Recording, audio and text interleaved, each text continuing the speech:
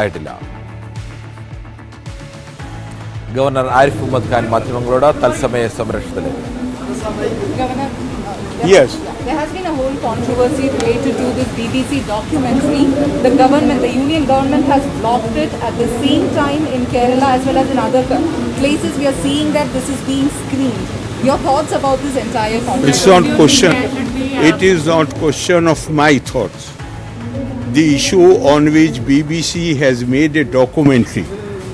There are several verdicts of the Indian judiciary, including Supreme Court. If there are some people in our country who attach more importance to the opinion of BBC, good to them. That's all I can say.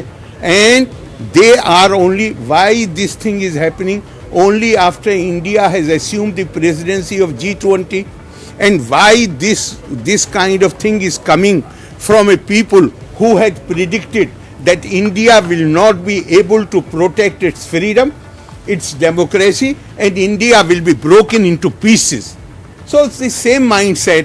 Now they see that India is not only united, India is not only democratic, India has not only preserved its freedom, but now India is being viewed as leader of the world.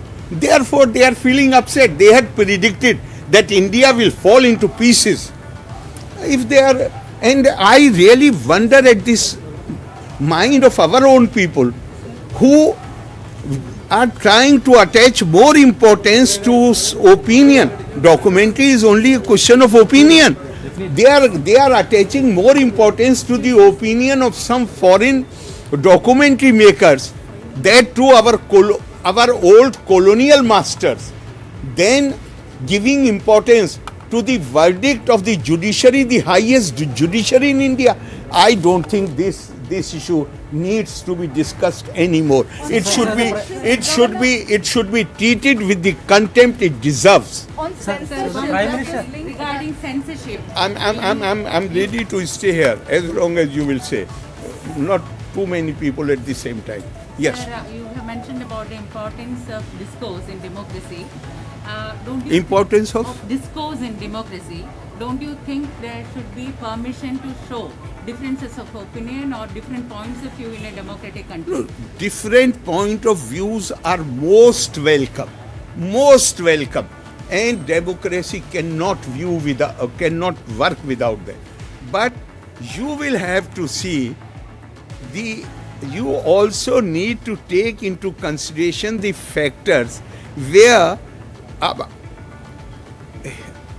here the highest court, not just the highest court of land, so many judicial verdicts, including that of the highest court of the land, the timing, all these things will have to be taken into consideration. This is the time when India has assumed G20 presidency.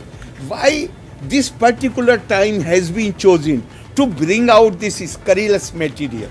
So you can't ignore these things, and particularly coming from a source who had predicted, who were ruling over us for 200 years, and they had predicted at the time of our freedom that India is simply not capable of preserving its freedom. So when these comments come from people like this, then one has to take it with a pinch of salt. Sir, you are questioning the authenticity of BBC findings. Prime Minister, when he was Chief Minister of Gujarat in 2013, he has praised BBC for its credibility. He has praised BBC for its credibility. Praised it for its credibility. It's okay. I have not seen that statement.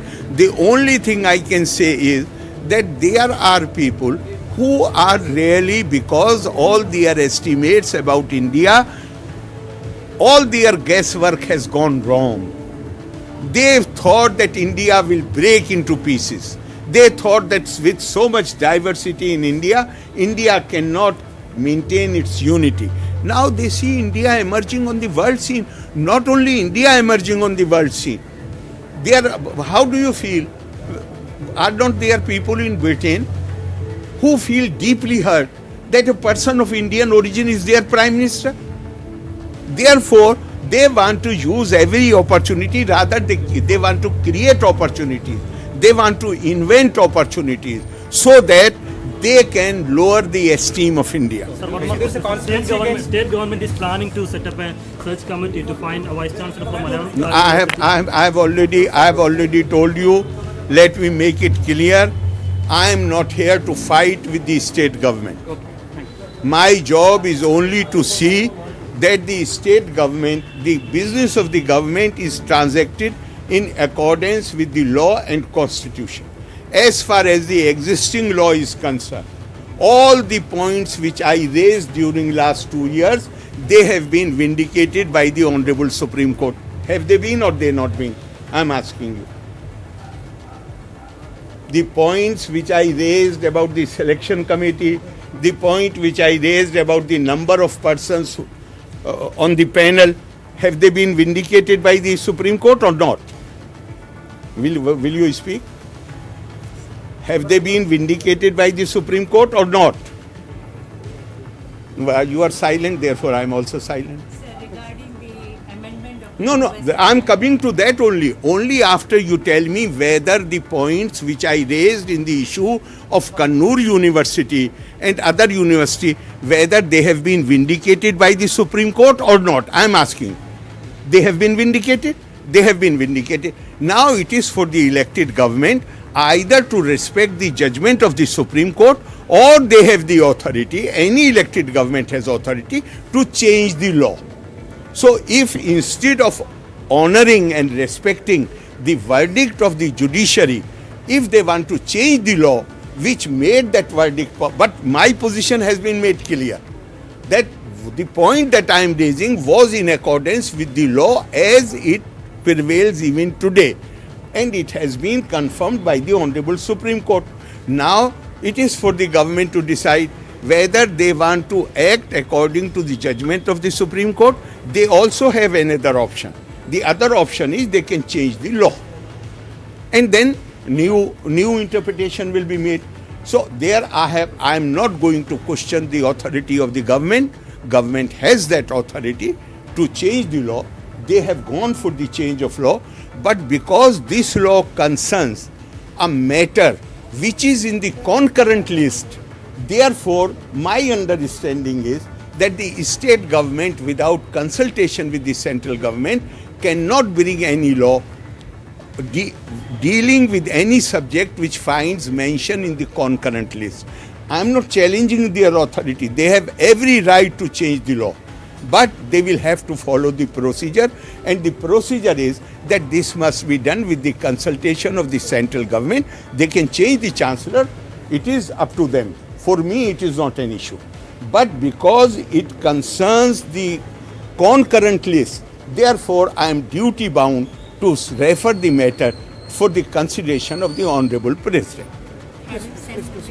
Well, governor Arif Muhammad ഖാന്റെ പ്രതികരണമായിരുന്നു.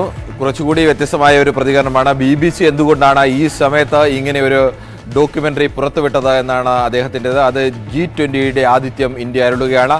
ആ സമയത്ത് ഇന്ത്യക്ക് സ്വാതന്ത്ര്യം സംരക്ഷിക്കാൻ കഴിയാത്ത, ഇന്ത്യയിലെ ജനങ്ങളുടെ സ്വാതന്ത്ര്യം സംരക്ഷിക്കാൻ കഴിയാത്ത ഒരു രാജ്യമാണ് എന്ന് വരുത്തി തീർക്കാൻ വേണ്ടിയാണ് ഇന്ത്യയെ ദീർഘകാലം ഭരിച്ച ഒരു രാജ്യം ഇത്തരം ഒരു ഡോക്യുമെൻ്ററി പുറത്തുവിട്ടത് എന്നാണ് അദ്ദേഹം പ്രധാനമായും പറഞ്ഞത്. അതോടൊപ്പം തന്നെ മലയാള സർവകലാശാലയുമായി ബന്ധപ്പെട്ട വിവാദങ്ങളിലും അദ്ദേഹം പ്രതികരിച്ചു. സർക്കാരിനെ സംബന്ധിച്ച് ഇത്തരത്തിൽ നിയമങ്ങൾ നിർമ്മിക്കാനുള്ള അവകാശമുണ്ട്. താൻ സർക്കാരുമായി ഏതെങ്കിലും തരത്തിൽ ഏറ്റുമുട്ടലിന് തയ്യാറല്ല. ഭരണഘടനാനുസൃതമായുള്ള ഉത്തരവാദിത്വം മാത്രമാണ് താൻ നിർവഹിക്കുന്നത്. വിദ്യാഭ്യാസം എന്നത് കൺകറന്റ് ലിസ്റ്റിൽപ്പെടുന്ന വിഷയമാണ്. അതുകൊണ്ട് ആ തരത്തിൽ ഏതെങ്കിലും ഒരു നിയമം നിർമ്മിക്കുമ്പോൾ അതിൽ കേന്ദ്ര സർക്കാരിൻ്റെ കൂടി അഭിപ്രായം തേടേണ്ടതുണ്ട്. ആ വിഷയമാണ് താൻ ചൂണ്ടിക്കാട്ടിയത്. താൻ ചൂണ്ടിക്കാട്ടിയ വിഷയം സുപ്രീം കോടതി തന്നെ അംഗീകരിച്ചു എന്നുള്ളതും അദ്ദേഹം പറയുന്നു. എന്തായാലും G20 നടക്കുന്നതിന് മുന്നോടിയായിട്ട് അതിൽ ഇന്ത്യയെ അപമാനിക്കുവാൻ വേണ്ടി ബോധപൂർവമാണ് BBC ഇങ്ങനെ ഒരു ഡോക്യുമെൻ്ററി പുറത്തുവിട്ടത് എന്നുള്ള അഭിപ്രായമാണ് പ്രധാനമായും ഗവർണർ ആരിഫ് മുഹമ്മദ് ഖാൻ പറഞ്ഞത്. ഒരു ചെറിയ ഇടവേളയിലേക്ക്.